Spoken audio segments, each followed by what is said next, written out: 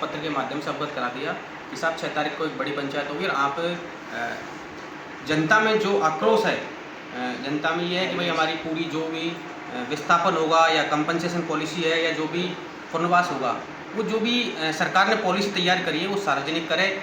इसके संबंध में पंचायत का आयोजन होना था।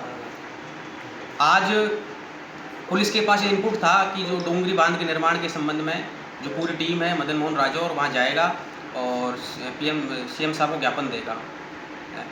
अगर पहली बात तो ये है कि मैं प्रशासन को बता दूं कि हमने सरकार को अपनी बात पहुंचा दी है और हम संवैधानिक तरीके से सरकार से लड़ना चाहते हैं। किसी भी हम ये नहीं चाहते कि सरकार को भी दिक्कत हो, प्रशासन को भी दिक्कत हो और इस तरीके से आम जनता को दिक्कत हो।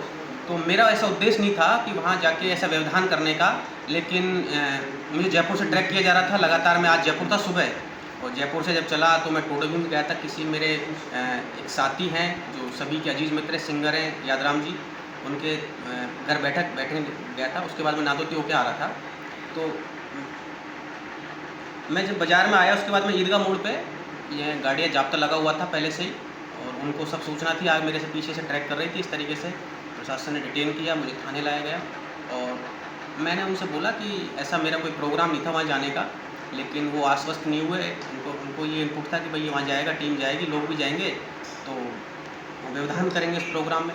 लेकिन मैं प्रदेश के सूबे के मुख्यमंत्री को ये अवगत कराना चाहता हूँ कि साहब हमारी मांगे हैं, हम संवैधानिक तरीके से लड़ने के लिए इतने हम कमज़ोर नहीं हैं कि हम इस लड़ाई को मजबूती से नहीं लड़ सकते। हम 6 तारीख को संवैधानिक तरीके से इस लड़ाई को लड़ेंगे और कम से कम 1 लाख प्लस लोग इस महापंचायत में आएंगे। कानून व्यवस्था की जिम्मेदारी आपकी है। आपने मुझे डिटेन कराकर हमारी आवाज़ को, किसानों की आवाज़ को, नौजवानों की आवाज़ को दबा नहीं सकते।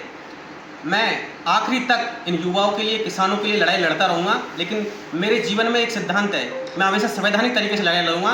पुलिस प्रशासन का भी मैं धन्यवाद देना चाहता हूँ कि उन्होंने मुझे डिटेन करके थाने में लाया गया। वहाँ पूरी तरीके से उनको ये था कि पहले मैंने उनसे आग्रह किया कि आप मेरे साथ रह लो। मेरा आज सपोटरा में जो 15-20 गाँव डूब क्षेत्र के, उनमें प्रोग्राम है, तो मेरा वहाँ जाने का प्रोग्राम है। मेरा पहले से शेड्यूल फिक्स है। मैं सपोटरा के जो 20-22 गाँव हैं उनमें जाऊँगा, लेकिन वो इस चीज़ से आश्वस्त नहीं। उनको ये था कि वहाँ जाएगा, ये बालेर जाएगा और बालेर जाके प्रोग्राम में कोई दिन को विघ्न डालने का प्लान है, लेकिन मेरा ऐसा कुछ नहीं था। मैं पुलिस प्रशासन को भी धन्यवाद देता हूँ कि आगे से आप ये आश्वस्त करें, हम लड़ाई संवैधानिक तरीके से लड़ेंगे और मजबूती से लड़ेंगे। 6 तारीख के लिए लॉ एंड ऑर्डर अगर स्थिति बिगड़ती है तो हमने पहले ही भी बता दिया है। पुलिस प्रशासन इसके लिए सतर्क रहे। हमारी जो मांग है, जनता की मांग है, जनता की क्षेत्र गांव के लाखों लोगों की मांग है। मैं मजबूती से लड़ूंगा। इस डूंगरी बांध के निर्माण में जो भी प्रक्रिया होंगी, तमाम प्रक्रिया होगी, उसके खिलाफ अगर हमें न्यायालय तक, हाई कोर्ट तक जाना हुआ या जहाँ भी जिस भी संस्था पर जाना हुआ, हम वहाँ तक जाएंगे। इस लड़ाई को मजबूती से लड़ेंगे। जय हिंद, जय भारत।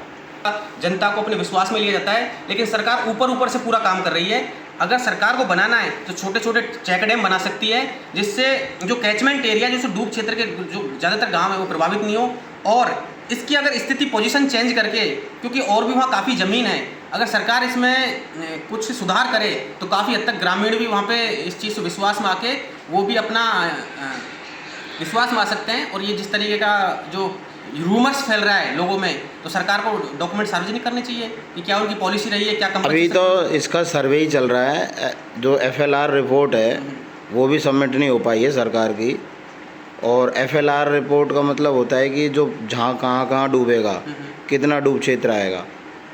अफवाह फैलाई जा रही है कि भाई बीसलपुर से भी बड़ा बांध बनेगा, जबकि 463 MCM का बांध है। देखो, अभी मीडिया के थ्रू ये है कि भाई 1500 मीटर की तो इसकी चौड़ाई रहेगी, 24 से 25 मीटर की हाइट रहेगी। अभी सरकार को पता नहीं है तो मीडिया कहाँ से पता चलेगा? इस चीज़ को अगर आश्वस्त सरकार अपने कागज़ दस्तावेज सार्वजनिक करे कि क्या स्थिति रहेगी, क्या कैचमेंट एरिया रहेगा, क्या चौड़ाई रहेगी, क्या हाइट रहेगी, तो जनता को मैसेज जाए। अब सीधे अगर 10 जून को जो लेटर निकला है, तहसीलदार ने सीधा भूमि अवाप्ति का लेटर मांग लिया है संबंधित पटवारियों से, तो जनता में तो आक्रोश होना तय